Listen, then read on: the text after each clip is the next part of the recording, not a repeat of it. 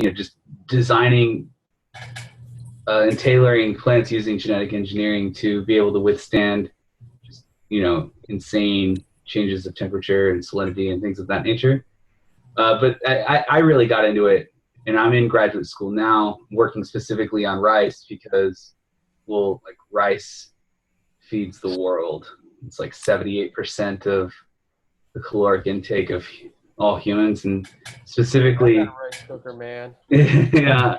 Well, I mean, we sit here, talking over Wi-Fi and talking about like we're such hypocrites. Yeah, I know, like talking about like having trouble getting funding for research, and we have food. There's that. So I actually grew up in Africa, and I ate a lot of rice. In fact, I don't like rice anymore. I ate so much of it.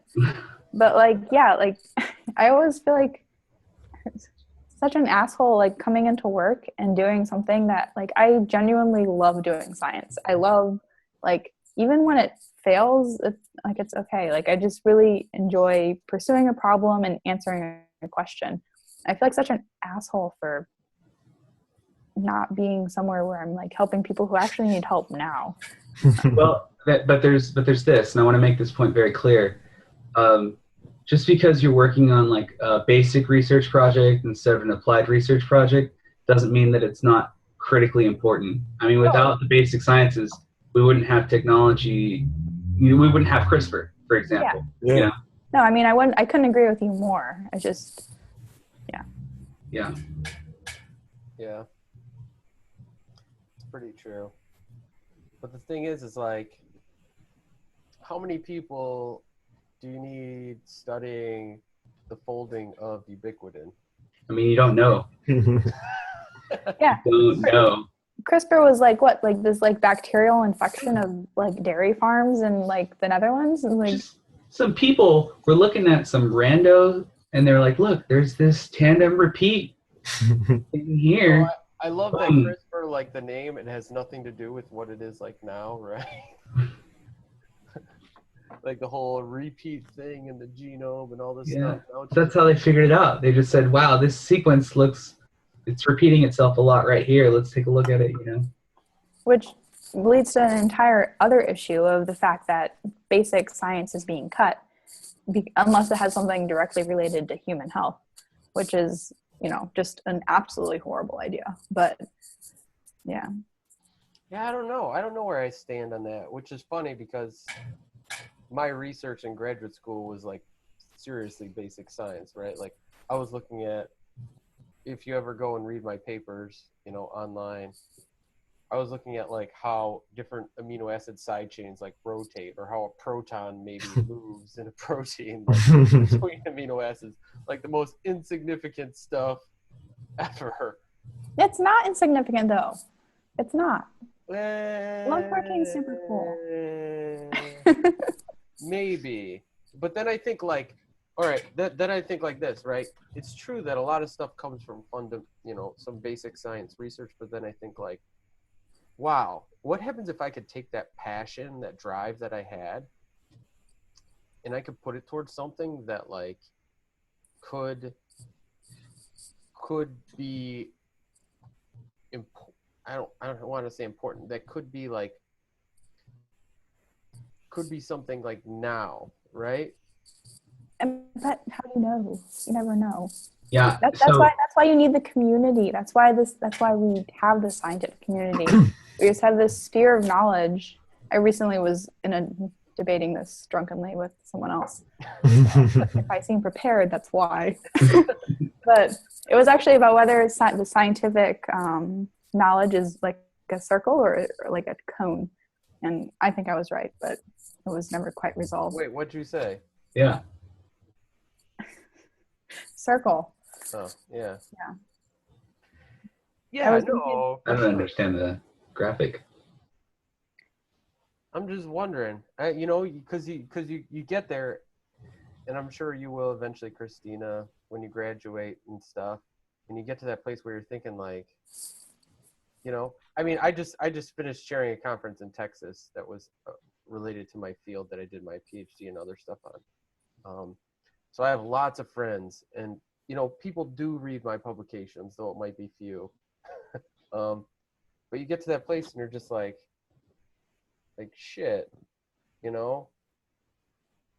Like, what happens if I instead spent that time, those extra hours,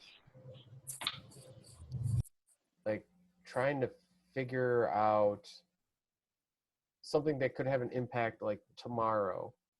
And maybe that's the wrong way to look at it. Maybe we shouldn't look at it that way because, we stand on the shoulder of giants or whatever. But well, I mean, yeah. You and I are saying the same thing, that we feel guilty because there are people who need help now, who their issues, yeah, I don't know. I don't know the answer. I think about it a lot. I mean, do I have to say CRISPR again? CRISPR. It happened. I know, but that's always the question, right? It's the whole P versus NP question. Same thing. Would that eventually have been discovered if there wasn't basic science research, or would it have taken a stroke of genius or something? Does science just move forward in general, or does it require basic science? It requires basic science. Well, is normal science just part of that, right? Either way, by dropping costs, I mean, if you're bringing more people into the biohacker movement, which regardless of what the answer is to that, if it is even one of those two, putting more people, more biohackers out there, it means we're doing more total experiments, which means we're going to discover more CRISPRs and more, similar massive achievements, in addition to covering basic science and kind of just getting that all out of the way. Yeah. So, yeah. So, I mean, that's the thing. If say, thought experiment, if say we just stop doing basic science, science for the sake of science, would we still figure out these things just in the normal science we try to do, or would it require basic science? I hate when people say basic science, because it's well, instead of studying protein folding, what happens if I studied protein folding related to a disease? Would I still figure out the same thing eventually? Is it a time scale thing? Isn't that kind of what we do now, though? I mean, we put all these people in these PhD positions where they're studying some super focused thing, and they happen to discover CRISPR, on accident when it's looking for something else, right? They're not really just looking through bacterial genomes and just doing what truly is basic, right? Just the bit code, just looking through stuff and looking for patterns. They're seem to be always looking for something in particular. I mean, you always have a narrative in your paper, right? You start your abstract with some kind of narrative. I think maybe, yeah. Cancer. That's exactly what it is. You just work on whatever protein you want and just call it cancer research. Yeah, exactly. Yeah. But that's kind of the thing, though, right? It's funny because it's true. And you get a lot of money for it too. Yeah. Well, that's why everything's so medical. I mean, a lot of biohacker stuff, open insulin, right? A lot of stuff still tends to be medical because that's where all the money is, even outside of the grant networks. Oh yeah, I know. And I'm not gonna hate on this person, but there's this one person that I know during my PhD research, and Christina, you know her. And, we did X-ray crystallography, solving the structures of proteins.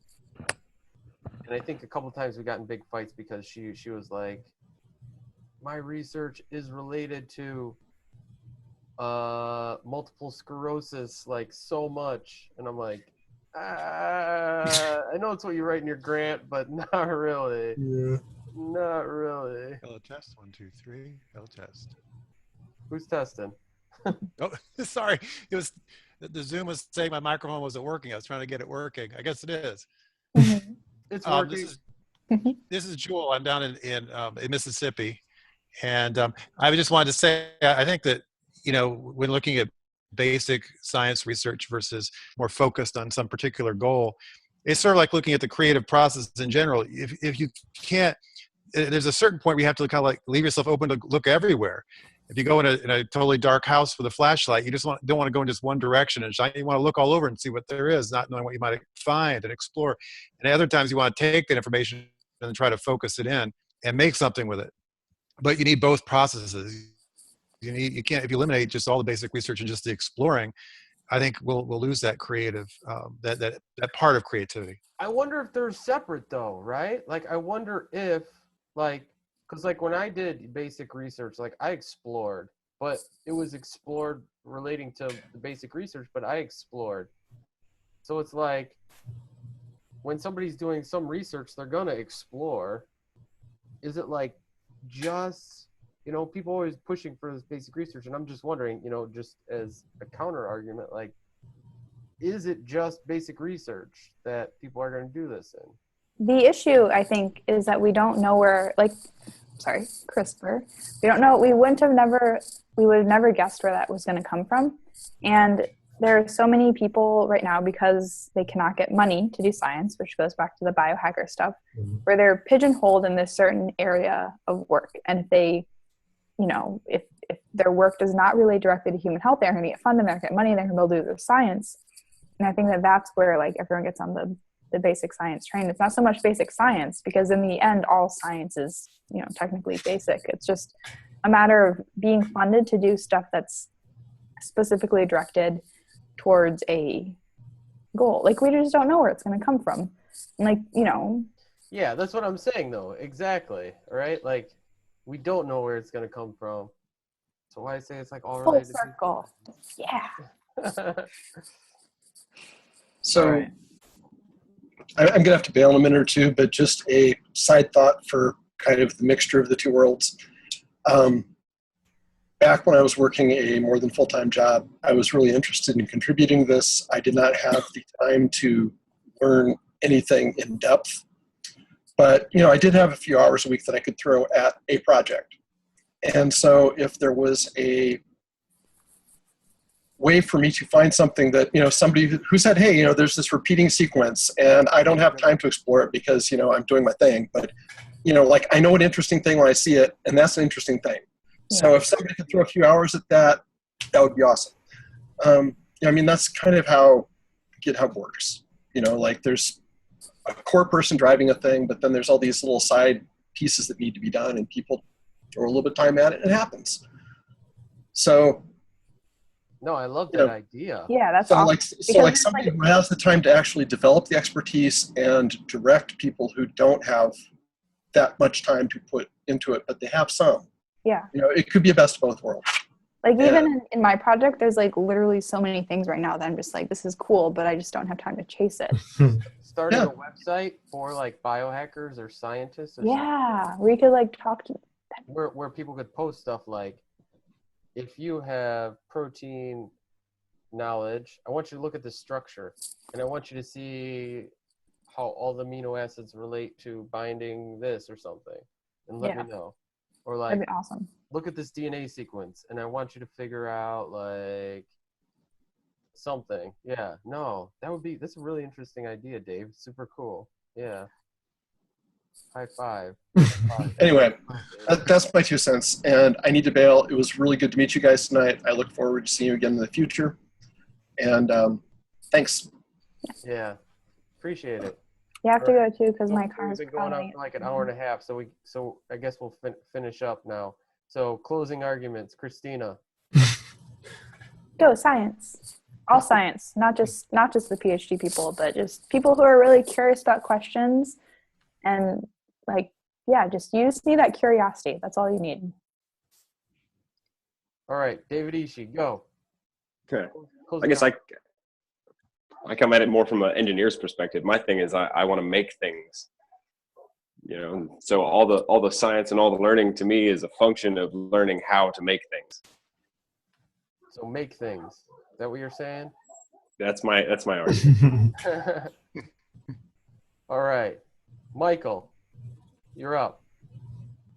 Hey, so I'm collecting laboratory life hacks, which are just kind of like little tips and tricks in the lab. I'm going to post my Facebook in the thing. So if you have any laboratory life hacks and you want to send them to me, I'm going to collect them and put them up wherever. Like, if you're cultivating bacteria, you can just take a little bit with your pipette tip and then just toss the whole pipette tip into the shaker and not have to worry about pulling it out, like stuff like that. So You can microwave your SDS page gels in Kumasi for 15 seconds and destain. what? Yes. Always keep alcohol in the lab. Preferably whiskey. Send me all of this. Yeah, post your link. Post your Yeah, link. So we can find I'm it. excited. All right, Jake, you're up. Be passionate but lazy.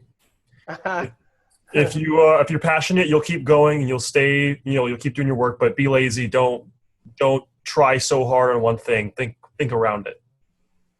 I like that. It's really hard. It is. It's so hard to be lazy the right way, which is weird. You've spoken like a true programmer. Yeah. Well. Yeah. I guess if I had anything to say, I would say, basically what everybody else said. Just create something beautiful. Do what you love, right? In the end, if you go to graduate school, I think it's not going to hurt you. If you don't go to graduate school, I don't think it'll hurt you either. Like, I think if you truly love what you're doing, if you truly love the science, that you're going to be able to find a way to get it done. Maybe it might take a little bit more effort outside graduate school because you don't have the money, you don't have all the resources and stuff. But like, I think especially in the coming years that like biohacking is going to be, a force in science, and you're gonna be able to do like lots of crazy stuff in your home. And I hope that somebody here is the person who does that crazy thing, because I know I don't have the time right now. Somebody else is gonna have to do it. Anyway, I hope that we might do this like every couple weeks, every other week. I'll let people know. We'll change up the topics, but if you have an idea or you want to be like one of the main speakers, presenters, talkers, just let me know. Send me an idea, and we'll work something out. But, Sounds good. Otherwise, I appreciate everybody for hanging out and for the conversation. It was great. I recorded a little bit of it at the end because I forgot in the beginning. Whoops. If anybody has any, apprehension about that, let me know. But from now on, it's going to be recorded. So if you come on and you say something, remember that. It's going to be on the internet. Thanks for hanging out, though, and hit me up on Facebook if you want to chat or something. Talk to you all soon. Have fun. Bye. See you later.